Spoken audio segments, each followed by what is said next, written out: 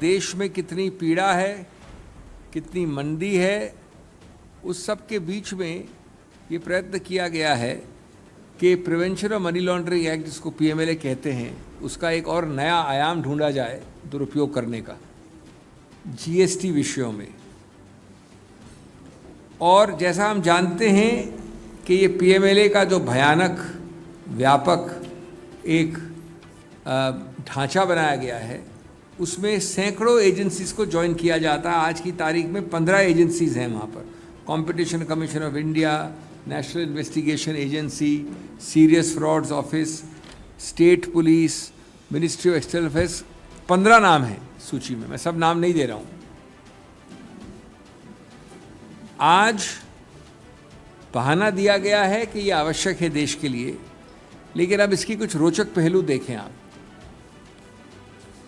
जब GST council की meeting हुई 11 तारीख को, यानी कल, तो कम से कम 9, और उसमें कई बहुत बड़े विशाल प्रदेश हैं जिन्होंने पूरे पुरजोर तरीके से इसका विरोध किया। इसका विरोध किया कई कारणों से। मुख्य कारण ये है कि पहली बात, अभी ट्रेड, आयात निर्यात बहुत ज़्यादा कमी, मंदी पे चल रहा है।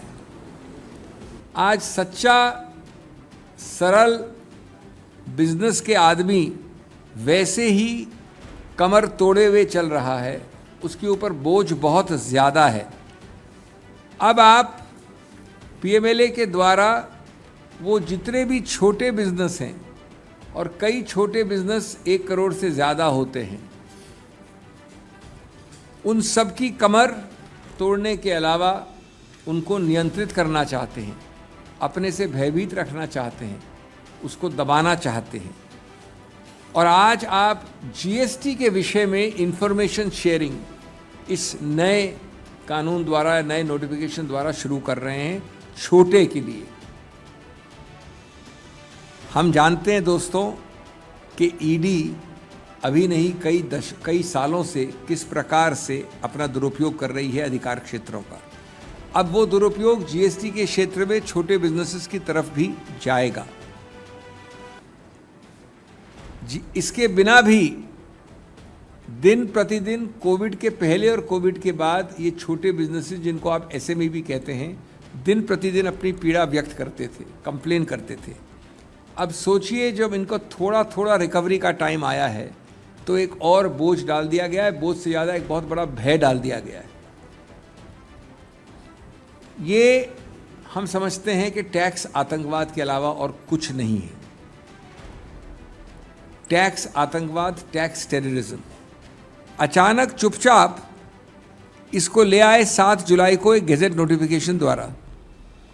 क्यों? क्योंकि आप पूरी तरह से आश्वस्त थे, माननीय सरकार, कि अगर इसको हम विचार विमर्श में, पब्लिक डोमेन में रखते तो काफ़ी इसमें गुस्सा आता, काफ़ी झगड़ा और विरोध होता। उस सब को आपने जल्दबाजी में, टेयरिंग हरी में करके, ख़त्म करके एक मामले को अंतिम चरण देने का प्रयत्न किया है। ये बड़ा स्पष्ट है कि इसमें कोई भी आम कारण नहीं है, बोनाफिडे कारण नहीं है। 1 या 2 बहुत ही ज़बरदस्त, अजीबोगरीब, विकृत कारण दिए जा रहे हैं। एक है टैक्स इवेजन, दूसरा है टेरर फंडिंग। तो अभी अचानक इसका क्यों इजाद किया गया? चुनाव आ रहे हैं, राजनीतिक एक एरिना खुला है, उसमें आतंक कैसे फैलाओ? ये मेरे अगर राजनीतिक प्रतिद्वंदी हैं तो उनको डरा के धमका के कैसे रखो? आप मेरे विरुद्ध लड़ रहे हैं तो आपको दबाऊं कैसे? एक नया औजार ढूंढो, एक नया तकनीक निकालो। तो मैं समझता हूं कि इतना बड़ा ढांचा सिर्फ प्रताड़ना के लिए, हैरेसमेंट के लिए, दुरुपयोग के लिए ही हो सकता है।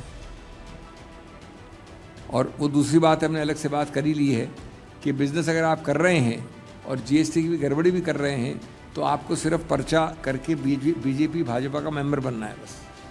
वो आपके सब कुकर्म धुल जाएंगे, साफ हो जाएंगे। अंत में दोस्तों, ये उस परिप्रेक्ष्य, उस संदर्भ में भी देखना है कि क्या एक संदर्भ में, एक पूरे समाज और राजनीतिक ढांचे में क्या उपयोग या दुरुपयोग हुआ है ईडी की मशीनरी का। अभी कल परसों की बात है, मैं भी उसमें पेश हुआ था श्री रणदीप सुरजेवाला जी के लिए, वो याचक थे।